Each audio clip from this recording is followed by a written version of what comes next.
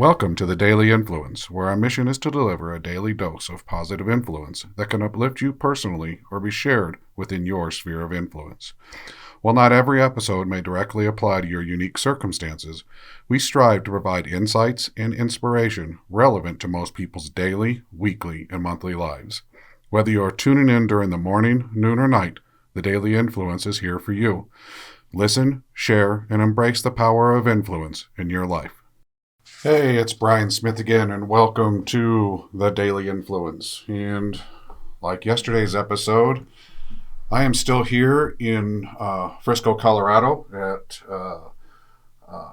the EVO3 workspace, and this booth's actually cool. I might have to build one of these at our office for like phone calls and recording these.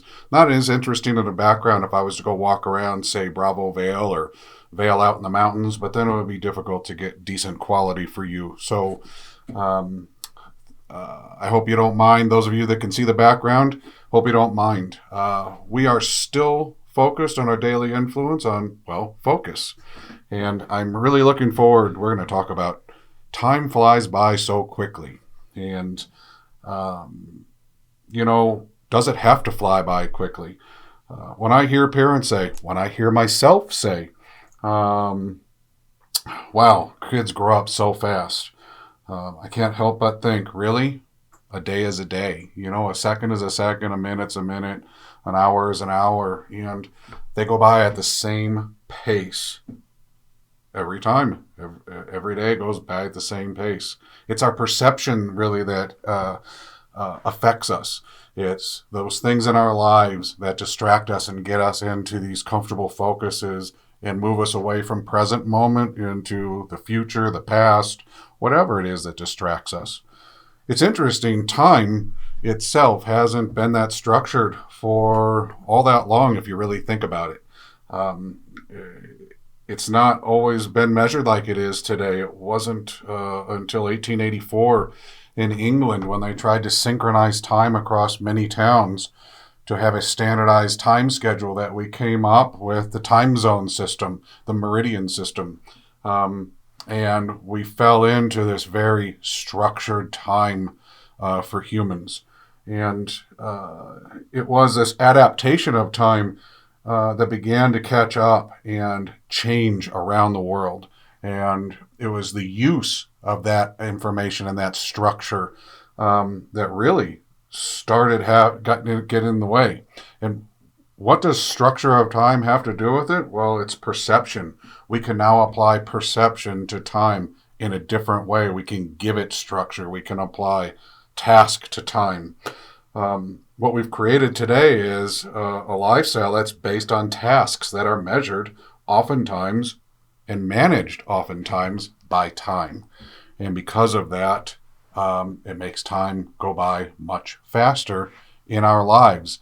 And my perception of time can be very different than my team's perception of time or my family's perception of time. And our perceptions of time can change based on how busy we are. If we stop and smell the roses and live in the present, time can slow way down. If we're anticipating something that we are excited for, it can slow way down. It can seem like it's forever to get here. So how do we control this time flying by so quickly? It's really difficult because oftentimes, especially in the professional life, in your work life, we're often feel like, or we actually are, measured by our performance with time. I know that in our organization at IA, we use things like utilization numbers, and everybody's paid by the hour. That includes me. And that lends to this going by so quickly. It lends to this focus of time, this perception of time. And it doesn't help that we do that, and that's this underlying thing that is affecting us day to day in our work environments or even in our personal environments. For instance, if we go golfing and there's a time limit, you got to be done in 4.5 or 5 hours. It can stress us.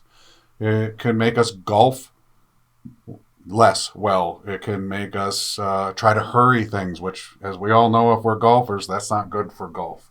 So time has a way of getting in the way, of causing perception problems, of making us go faster sometimes than we want to do.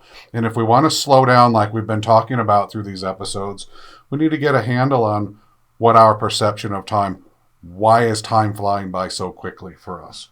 So living in the present is something that really helps. It goes back to yesterday's intentions, setting intentions slow us down. But I wrote something prior to writing our first book. Live in the present. The most important moment in your life is the present moment.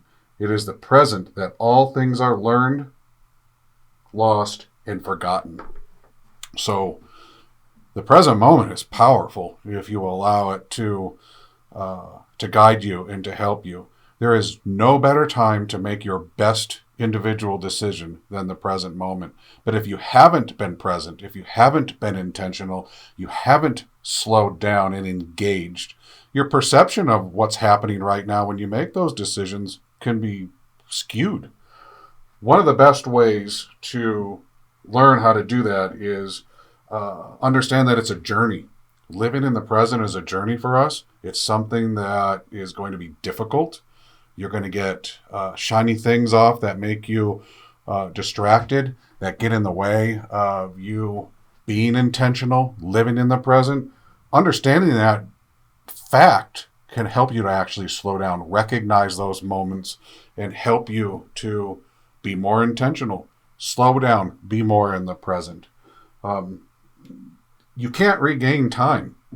What just happened, happened.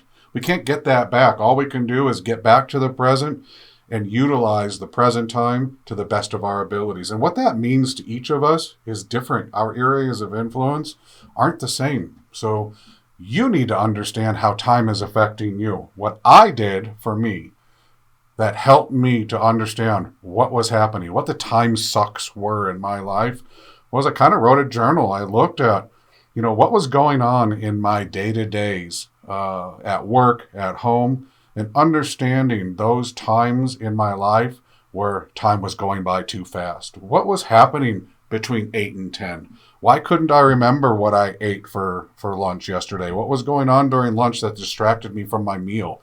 Why can't I remember or recall a time with somebody or a meeting with somebody? What was the distraction? And writing those down really helped me to get focused and intentional about what was causing time to go by so quickly. It's work. It takes some practice, but it's not hard. And having a college notebook with you, just a spiral bound thing, and writing yourself a few notes once in a while, becoming intentional to yourself, holding yourself accountable to what your time sucks are, looking at them, and then getting intentional about managing them better will help you start to slow down, start to understand why time is going by so quickly. I got 3 takeaways today. 1, time only moves at one speed and in one direction towards the future.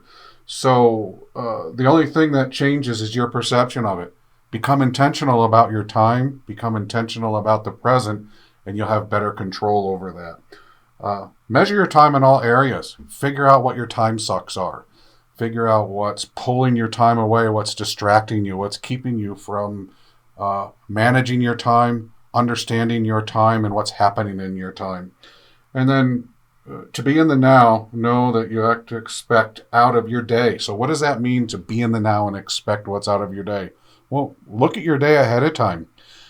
Set expectations, set intentions for what you want to get done in a day. Write them out. They don't have to be detailed. Each of us is so different, but they have to be intentional. So write them out. Give yourself something to work towards, to be intentional towards. I look forward to talking to you again tomorrow from here at EVO3. And we're going to talk about what multitasking does to us and how it turbocharges the going too fast and gets way in the way of us being focused, being intentional, and being our best self. Have a great day.